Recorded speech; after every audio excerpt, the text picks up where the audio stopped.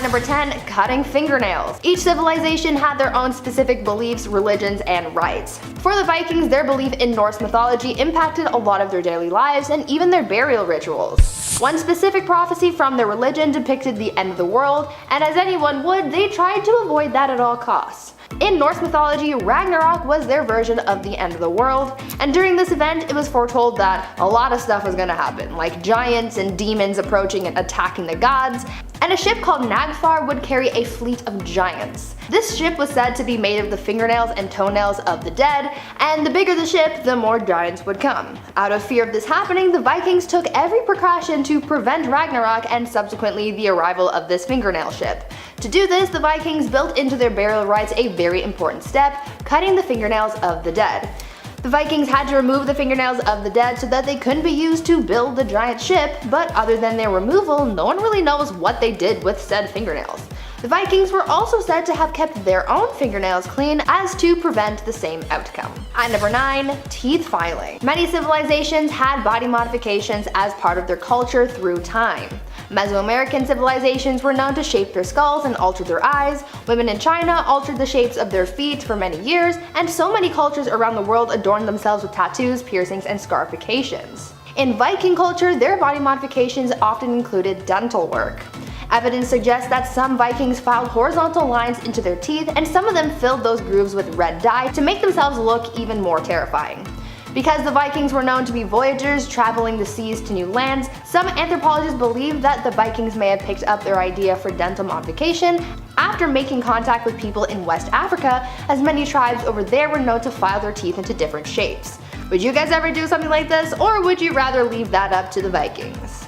Now before I continue telling you guys about the weird and crazy things that the Vikings did, let me first ask you guys to leave a like on this video if you're enjoying it so far, and maybe also consider subscribing to the channel to see more awesome videos like this one. At number 8, carbon monoxide. The Vikings were pretty good builders, mainly of ships. Their ships were huge, intricate, and very impressive, but where they excelled in shipbuilding, they lacked in the construction of their homes and community buildings. Apparently, the longhouses that they built for their communities were actually pretty unsafe to be in and trapped a lot of toxic gases inside of them. Researchers from a university in Denmark recreated one of the Vikings' longhouses and lit a fire in the center of it, like the Vikings would have done back in the day. After simulating an average living environment and monitoring the atmosphere inside of the longhouse, they realized that there wasn't enough ventilation to prevent carbon monoxide and nitrogen dioxide from building up inside. This would have led to a lot of people getting sick, especially those who spent long periods of time inside. The Vikings didn't know that though, but they also had their own remedies for curing sickness, so I don't think that they would have thought much of it. Number 7, vicious tunes. Ever had a neighbor who would decide to throw a banger on like a weekday? Or have a roommate who thinks they are really good at guitar and wants to like prove it 24/7? They're like, wow, at like 4 AM? Yeah, it sucks. If you don't enjoy scenarios similar to this, then you would not want to live next door to a Viking encampment. These folks rocked out really hard and for, as we know, a long period of time. They loved live music, as do I, and archaeologists have recovered flutes, hornpipes, and stringed instruments from settlements. But as most of the singers were well into the mead, according to Arab travelers, they weren't easy on the ears. Like, picture the moment Bohemian Rhapsody comes on in a bar and the screeches sounds everyone makes as they try to say Galileo like really loud. My voice is dead. That would be awful. One account described their singing comparable to the calls of wild animals. Oh boy, that's rough. But sometimes they would switch it up with some poetry, as mentioned, by skilled artists called skalds. At number 6, full send or no send. It seems like the Vikings lived by the notion full send or no send, because man, did things get wild and crazy at their parties. There was no holding back with these guys. Oh no. I know I previously mentioned some of the activities that the Vikings would have at their parties, but those ones were the tame ones, and if you know the Vikings, they can't have PG friendly shindigs. Of course not. There's gotta be scenes of violence and coarse language. Viewer discretion is advised. Other than playing chess and having rap battles, they also had mass casualties. They played games where people literally kicked the bucket, but I guess dying at a party this wild is a good enough way to go. Some of their more dangerous dangerous party activities included throwing leftover bones at one another with the deliberate intent of inflicting bodily harm. They also played a full contact bat and ball game that would often end in injury, or the big sleep. And they also held a swimming contest. But there wasn't that much actual swimming involved, since the point of the game was to hold their opponent underwater for as long as possible. I would have to imagine that these so-called games would just make for a vicious cycle, because they'd celebrate something, play these games, kill someone, and then the funeral will have them celebrating again, just to do it all over again. What a wild life these Vikings lived. Number 5, drunk sword fighting and other things. Imagine letting a 2-year-old hold a very sharp broadsword. Sounds like a bad idea, right? Well, nobody seemed to think so when they put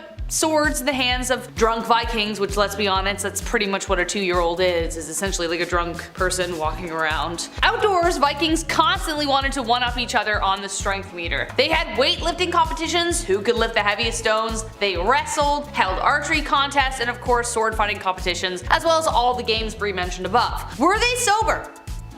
Probably not. They also had a game called Togo Honk, which was kind of like tug of war. Men would sit on the ground facing one another, press their feet together and bend their knees. The goal was to try to straighten your opponent's legs and flip him over. Honestly, that sounds like a blast. Do you think it's a smart idea to put a sword in a drunk guy's hand? No, but it was the Viking era. There were literally no rules except for a few.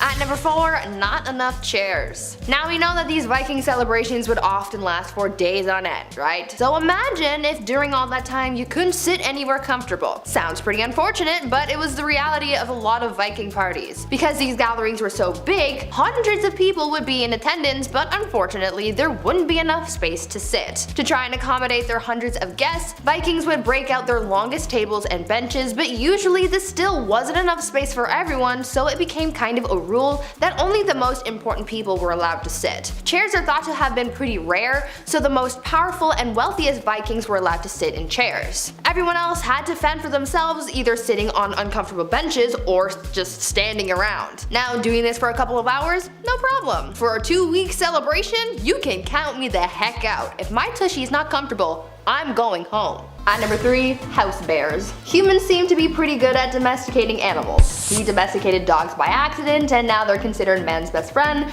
We domesticated livestock for food and other purposes. We domesticated horses to be our transportation and carry things, so we kind of know our way around animals and could probably make anything into our pet if we really wanted to. But the Vikings weren't just satisfied with dogs, horses, and livestock. They were the mighty Vikings and they needed mighty pets, and that's why they kept bears as their companions. Yes, bears. Now don't get me wrong, the Vikings also had normal pets like dogs and cats, and they would even sometimes bring them along on their expeditions, but they also really liked bears. It is said that when they weren't out laying siege to someone's town or sailing the seas, the Vikings would visit bear dens and take bear cubs home with them. They would then raise the cubs as house bears. But having a house bear was also a very big responsibility. You had to make sure that your bear was kept in check at all times, so that meant no eating people or livestock, no disturbing your neighbors, and if your bear did get into trouble, you would either get hit with a fine or be banned from having a house bear. So maybe it's best to stick with normal pets like dogs. At number 2, worthy kids. The Vikings were ruthless even when it came to their spawn. I mean their kids. These guys were really picky when it came to having a family because they weren't afraid to just yeet their kids if they didn't like them enough. Back in their day, when a baby was born, they would christen their kid with a name during a ceremony called Asavatni, but only after determining if this kid was even worth raising in the first place. You see, when a baby was delivered, the child would be placed on the ground for the father to then pick up and examine. He would be looking for any physical deformities, disabilities, and to determine if the kid was actually his or not. He would decide if the kid had a future. If they did, then they would hold the Asavatni ceremony where water was sprinkled on the kid's head and given a name, and if they weren't worthy, then they would be left outside in the elements and abandoned. And finally, at number 1, criminal profiling. It turns out that the Vikings kind of invented criminal profiling. You see, when the Viking horde would set off to battle, there was no telling how they would return. You have to remember that these guys were bloodthirsty and violent, and there was no telling what was going on in their heads. I mean, don't even get me started on the whole berserker rage thing, because that itself is very intense.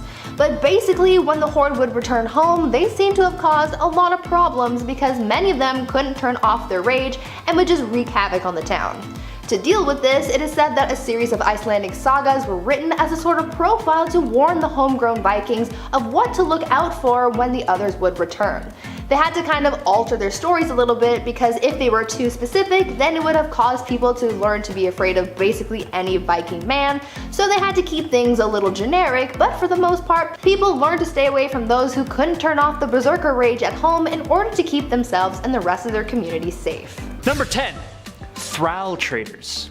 Now look, Vikings weren't all that bad. Sure, they would go off to other countries and lands and raid and pillage for a bit of sport.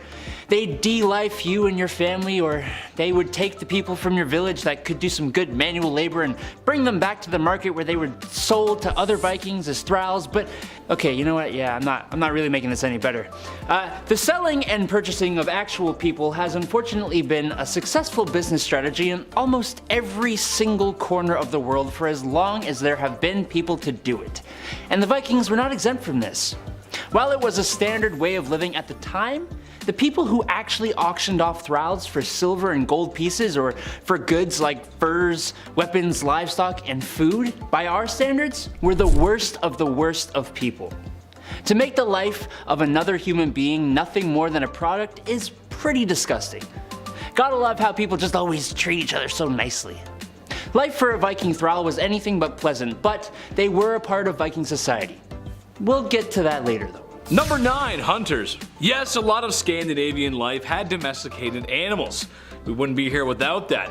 But this isn't the time of industrial agriculture. You can't just walk into your local butcher and demand to speak to the manager when there's a lack of product.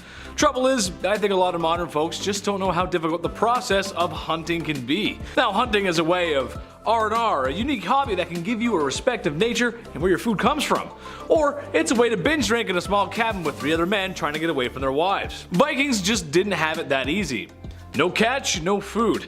For my taste though, in a time before gunpowder and rifles, stick to the small animals. Trying to take down a bear with arrows, that just can't be easy. Number 8. Shipbuilders. Vikings got around. All around. Not just Europe, but a large part of the known world. Even discovering places all by themselves.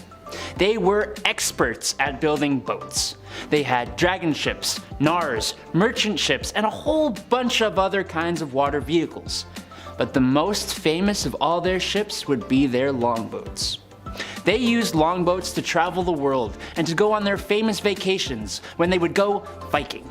The dudes responsible for building these things are also responsible for the nightmares they gave all the monks and soldiers who lived in England and other European countries, assuming they survived.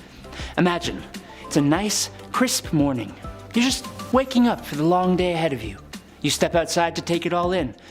Oh, what's that in the distance? A large, flat-bottomed oak boat with the head of a serpent or a dragon, with 50 to 60 large, hairy, sweaty, angry-looking men who are coming to put you in the ground or kidnap you, take your stuff, and burn your house to the ground?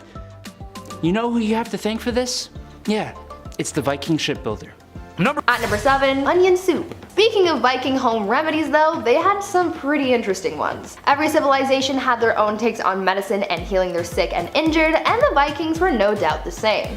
For them though, soup was their tool for healing, and for x-rays. Sort of. These days we eat soup when we're sick to warm up our bodies and balance out our sodium levels, and doctors have actually proven that eating chicken soup actually does make you feel better when you have a cold, but Vikings didn't really have the same idea. For them, onion soup was their thing, and they used it to diagnose people. Viking healers would make up a pot of really strong onion soup and feed it to a warrior who had a wound around their abdomen. Once the person drank the soup, the healer would see if they could smell the soup through the wound. If he could, then the wound was fatal and there was no sense in trying to save the person, so they would just move on to the next warrior. It saved the healer time trying to attend to everyone, but it kinda sucked for the person who got left behind, because not only are they not going to make it, but their last meal was that awful onion soup. At number 6, Blood Eagle. We all know that the Vikings were a ruthless group of people, but their methods of execution really painted a clear picture of how terrifying these guys were, and how they had a colorful imagination when it came to imagining new ways to unalive somebody. The Vikings came up with a method of execution called the Blood Eagle, and yes, it is just as terrifying as you would expect with a name like that. The Blood Eagle basically involved cutting someone up to make it look like an eagle. They would cut apart the rib cage and then spread it apart to make it look like wings, and then after that, while this person was still alive mind you, they would pour a salt solution over the wound, pull out the lungs, and arrange them over the rib cage to, again, make it look like wings so that this person could flutter away into the afterlife. Now the mysterious part of all this is that historians aren't exactly sure if this was actually a real method of execution or if it was just embellished in Viking records to make them sound cooler. I for one hope that it wasn't actually real because that sounds brutal, but when it comes to Vikings, you never really know. At number 5, building fires. The Vikings were some pretty innovative people, but they were also kinda gross. This gross behavior applied to a lot of things, but one of those things was their fire building. Now you're probably asking yourself, Bree, what's so gross about making a fire? Well, it's the way that they started the fire that was kinda grody. You see, nowadays we have a bunch of things that we can use to start a fire. We have matches, lighters, lighter fluid, and a bunch of other things. But obviously back in the days of the Vikings, they didn't have those fire starting tools, and so they had to improvise. The Vikings came up with a nifty little trick to start a fire where they took a fungus called touchwood and they would beat it and burn it until it turned into a thin, flat thing that kind of looked like felt. Then they decided to get gross and would then boil the touchwood in human urine because urine contained sodium nitrate, which would help the touchwood turn into something that would smolder rather than burn. They could then take this stuff with them and use it to start fires whenever they wanted so they could cook food over their urine-fueled fire. Sounds delightful. At number 4, conning. Conning people has been something that's kind of been part of many societies since probably the dawn of civilization. Anyone can con anyone into doing anything or buying anything. I mean, people do it on eBay all the time. But apparently, the Vikings were also known to con people probably for their own enjoyment, because they're Vikings. Back in the day, the Vikings would do trades with the Inuit people and they would acquire narwhal tusks from them. The Vikings would then sell those tusks to other people, marketing them as unicorn horns, and let's face it, no one's gonna turn down buying a unicorn horn. Because of the Vikings and their conning ways, by the Middle Ages, people not only believed that unicorns were actually real, but that they also had magical powers. So in a way, if you were obsessed with unicorns as a kid, you can thank the Vikings for that. Number 2, traders. Vikings weren't just mindless brutes who would run around plunging their axes and swords into people, getting drunk and wearing little to no clothing. I mean, yes, there was a fair share of that, but they were also very handy, excellent craftsmen and explorers. As they grew, some towns became trading centers, importing and exporting goods from lands far away. Through Russia, Vikings came into contact with Chinese and Persian traders who gave them spices and fine silks and amber. They would barter with things like weapons, furs, walrus ivory, and fish. They managed to get wine from France and Germany. But while these Vikings decided to trade in the danger of robbing for a more diplomatic profession, they still had to travel. And while they may be making hella bank, that doesn't really matter when you and your longboat carrying all your goods ends up at the bottom of the ocean. Like we said earlier in the video, Vikings were amazing boat builders, but they were not masters of the elements. And if Thor decides it's time for a storm, or if pirates got you in their sights, you gotta deal with the consequences. Number 1, beekeeping. I'll admit it, I may be a cute husky guy who reminds people of other overweight comedians. I love Candy and Farley too, and maybe sometimes I fart too much. But as it turns out, I have some fears too. I know, who would have thought? One thing I'm not cool with is flying insects, especially the ones that can hurt you. I don't like those ones. Bees and wasps, ironic, I know, my little honeybees, I know, right? Who would have thought? I've never been stung before and I don't plan on it. With my luck, Adam's a supervillain with thousands of bees at his disposal. Who knows? With all jokes aside, the Vikings had honey, which probably means they had some sort of beekeeping going on. We're not sure, however, how they did it. What I do know, though, is that they had no protection or smoke blowers. Maybe they did. Tell you what, I'll enjoy the honey and let the crazy burly men take care of the harvesting. At number 10, non-stop party. What is the longest amount of time you've gone out to party? A couple hours, maybe a weekend? Well, I don't think it could ever compare to how long the Vikings partied. The Vikings would have probably had a good old chuckle if they knew our parties only lasted a few hours. They'd be like, ha, look at these weaklings. Anyway, these guys could probably out-party anyone. Their biggest festivities, like the ones held after large expeditions or for weddings, would typically last for days, but their major feasts, like the ones they would use to celebrate the winter solstice, may have lasted upwards of 12 days. Now that's a lot of party stamina. I would probably need about 50 Red Bulls to even try and keep up with these Vikings. Number 9, actual really good food. Like pretty decent food. If you're a foodie, then I do have some good news for you. The Vikings were apparently like pretty decent cooks. For the time anyways. They stocked their parties with roasted meats like poultry, horse, and beef, with platters of greens, fruits, and buttered vegetables. Beer, ale, mead, and fruit wines were the common beverages, and heavy drinking was encouraged. Not unlike bars today, where there's always that one person who keeps secretly buying tequila shots for everybody, and then you're like, okay fine, I'll take it because I don't want to be rude, you know what I mean? Anyways, considering the fact that parties would sometimes last for weeks on end, having a lot of food in their party hut was super important. They needed enough to last them until the partying was done, which who knows when that would be. At number 8, rap battles. Every party has to have some kind of activity, right? I mean, yeah, we can all stand around listening to music and kikiing it up, but it's way more fun to have activities to participate in, right? Well, the Vikings certainly knew how to throw a party because they had their collection of party activities to choose from, and it sounded kind of like a hoot and a half until we get to the other parts of this list and, you know, just throw that out the window. They would set up games like dice and chess, or at least their early Viking version of chess, and even board games. The Vikings also had this super fun drinking game called flighting, where partygoers would team up and recite poetry. They would drop some sick bars about their conquests and exploits, and would even drop a diss or two at their opponents, like a Drake versus Kanye moment. Oh, wait, no, they're friends now. Damn. Well, scratch that last part, but you know what I mean. On top of rap battles and board games, Viking parties just wouldn't be a proper event without drinking, and they even played a game to see who could drink the most. Honestly, I kind of feel bad for the Vikings' livers after all that, and imagine that hangover. Yikes. Number 7, blacksmith. Being a blacksmith is a very difficult task. Red hot iron, hammers striking and forging the metal that makes our lives possible. Sure, we don't use them as much as we did in the past, but someone's gotta make horseshoes. Shout out to all the equine lovers out there. I see you. The point I'm getting to here is that in a time before power hammers and modern techniques, it's a long process. Takes time and skill. Some might even call blacksmithing an artisan craft, especially since a lot of the things that required a blacksmith to be a blacksmith, like making swords obviously, and shields and spears, but you gotta think about everything else. Door hinges, iron fittings, bolts, brackets. It's an important job in the Iron Age. What's messed up is how dangerous it is. Anyone working with metal will tell you how rough that can be. In a time before hospitals, burn treatments, and antibiotics, I would be careful on the grind wheel. Number 6, settlers. Life in the Scandinavian countries was not easy. Summers were like 2 days long, and winters would last so long Andrew could actually move his box over to finish filming on time. Hey! A large percent of the Vikings were farmers, but the soil there was not good. So, as more and more Vikings were born and families grew, some people decided to jump ship and move away. Or try to. They'd show up in England like, hi, so I know we kinda just like totally raided you or whatever, but we would love your land and we're gonna settle here, okay, cool. This was usually met with the pointy end of a 3-foot sword.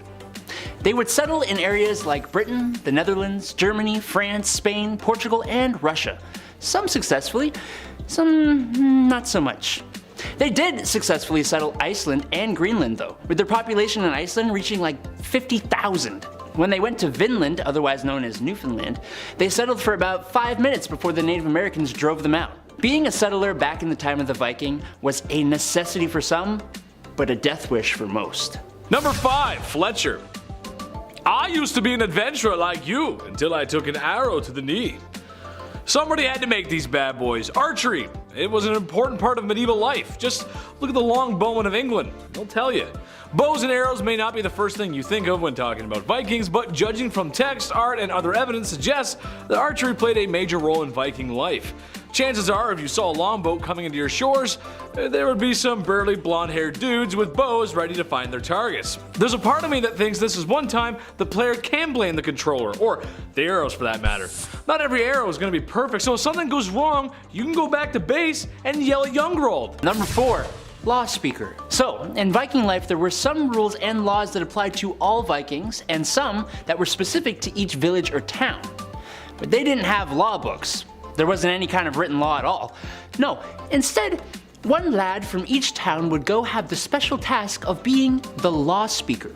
This was one person in town who would have the lovely job of memorizing every naughty thing that the members of the village weren't allowed to do. When a council meeting, which was literally called a thing took place, he was there to remind everyone of any law that was forgotten or to listen and memorize new laws that were made. Then he would waltz on down to the village law rock and recite that law to everyone who was not part of the thing. Now, imagine if you forgot a law, or if you worded it differently and that caused someone to find a loophole, or imagine if you were someone who the law speaker didn't like. That guy could mess up your whole day. If the punishment for a crime was not death, it was sure damn close enough, being exiled into the cold, harsh wilderness. Look, the Vikings came into contact with enough cultures who made a habit of writing things down. Get with the program. Number 3, fertility celebrations. So we talked a lot about what Vikings actually did back then and how they partied. They partied pretty hard. But now we're talking about what kind of festivals they had. This holiday is celebrated on April 30th in Finland, Sweden, and Germany, but goes all the way back to the Vikings. This night is called Walpurgis Night, or Valburgas Night, or I probably said it wrong, but let me know, and is named after a woman called Valborg. She was born in 710 somewhere in Dorset/Wessex as the niece of Saint Boniface. She traveled with her brothers to Württemberg, Germany and became a nun. She lived in a convent of Heidenheim and became renowned for her healing powers and was canonized as a saint after she died. This celebration is in honor of her, however it was originally a pagan celebration called Beltane, a celebration of the return of summer. Viking fertility celebrations took place in and around April 30th, and due to Valborg claiming this date as well, the two celebrations became one and the same eventually. Viking fertility celebrations usually involved sacrificing an animal or two of some kind,